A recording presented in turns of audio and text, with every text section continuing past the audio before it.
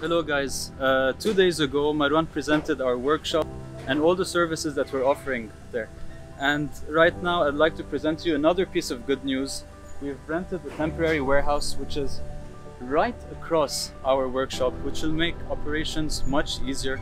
Now the warehouse is not yet the size that we want it to be, but as soon as we get more incoming stocks, we will find something to grow our warehouse. Now come with me.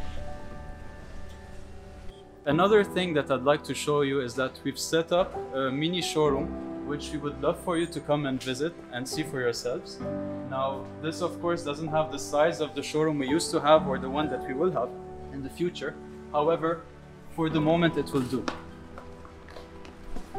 As you can see, it's still in the process of being filled. Soon it will be, all the shelves would be filled with accessories. And we would love for you to come and visit us so that we can serve you like we used to before and that like we will do also in the future. So again, thank you so much for the support. We're here for you and we know that you guys are here for us.